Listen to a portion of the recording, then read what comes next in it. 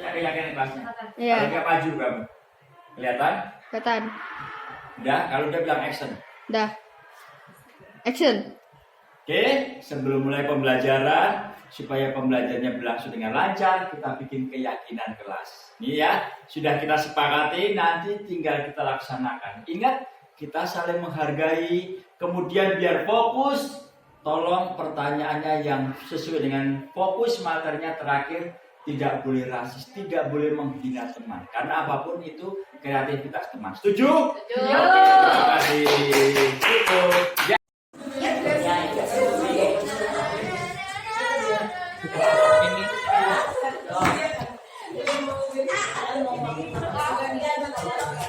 Pagi semuanya. Pagi ini kita dengan anak-anak hebat 9 Darwin. Hai 9 Darwin.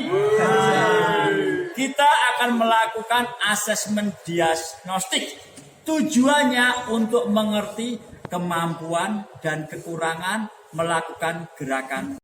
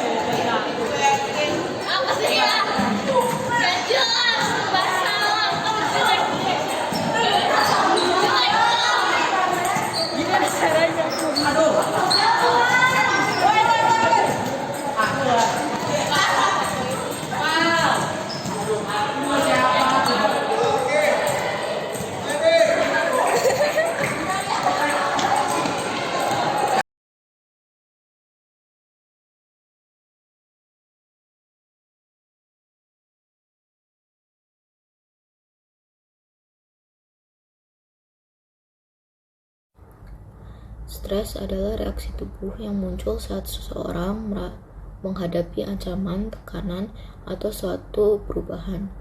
Situasi tertentu dapat memicu respon tubuh, baik secara fisik ataupun mental. Contoh dari respon untuk stres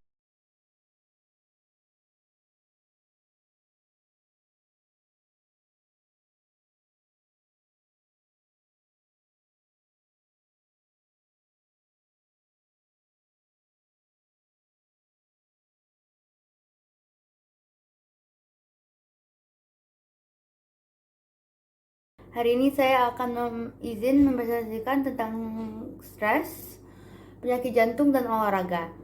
Apa terjadi pada kita saat kita stres? Saat terancam, bagian otak mengeluarkan alarm tubuh. Tubuh otomatis membuat pertahanan agar kita siap. Bagaimana kita siap bertahan dalam ancaman? Tubuh mengeluarkan hormon epinefrin dan hormon kortisol agar kita melawan ancaman tersebut. Kita akan berani melawan ancaman tersebut karena epinefrin dan hormon kortisol membuat kita waspada dengan meningkatkan kadar gula dalam darah dan menahan insulin agar tidak dirubah menjadi glikogen. Hati-hati jika ini terjadi terus-menerus, kita akan kebanyakan kadar gula darah. Jika hal tersebut dalam jangka waktu lama, maka akan berakibat diabetes mellitus type 2, obesitas, dan menurunnya kekebalan tubuh. Solusinya apa? Solusinya adalah olahraga. Olahraga meningkatkan hormon norepinerin untuk menurunkan kadar hormon kortisol dan epinefrin. Olahraga juga dapat memicu hormon serotonin dan endorfin yang disebut hormon bahagia sehingga tubuh kita menjadi rileks, tenang, dan bahagia. Hindari serangan jantung dengan olahraga. Penyakit jantung ada yang bisa dimodifikasi dan ada yang juga tidak bisa dimodifikasi. Yang bisa dimodifikasi adalah pola hidup tidak sehat seperti makanan, kurang olahraga, dan merokok. Yang tidak bisa dimodifikasi adalah umur, jenis kelamin, dan faktor keturunan. Kita bisa menghindari serangan jantung dengan olahraga. Bagaimana caranya? Olahraga dapat menimbulkan efek langsung atau tak langsung terhadap penyakit jantung. Efek langsungnya adalah sama seperti otot lain, jantung yang terlatih dengan olahraga akan membuat bekerja semakin kuat dan efisien dalam memompa darah ke seluruh tubuh. Hasil penelitian menunjukkan bahwa olahraga dapat meningkatkan kadar HDL. Efek tidak langsungnya adalah penyakit jantung dapat dipercepat oleh obesitas, hipertensi, dan diabetes. Obesitas, hipertensi, dan diabetes dapat dikurangi dengan olahraga. Olahraga membantu membakar kalori, lemak, dan jantung semakin kuat memompa darah. Terima kasih, sekian dari saya. Terima kasih sudah mendengarkan.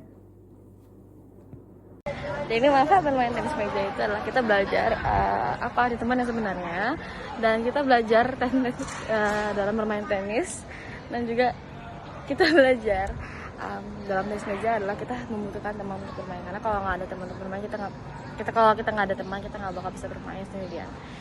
Itu manfaat tenis meja, semoga bermanfaat. Pembelajarannya baik karena menunjukkan penerapan equity, bahwa semua orang tidak bisa imbang, ada kemampuan, kelebihan dan kekurangan masing-masing. Saya sangat setuju dengan Yusuf, dan menurut saya pelajaran itu sangat adil karena ditesnya sesuai kemampuan masing-masing. Benar seperti kata Yusuf, tidak semua orang tuh level fisik dan kemampuan olahraganya itu sama. Ya, betul kata Emil. Menurut saya pembelajaran diferensial itu sangat adil karena kita diberi kesempatan untuk memilih apa yang bisa kita lakukan. Sama kayak mereka semua, pembelajaran ini juga bisa membantu kita ya mempunyai kelebihan masing-masing, tidak perlu mengikuti kelebihan orang lain.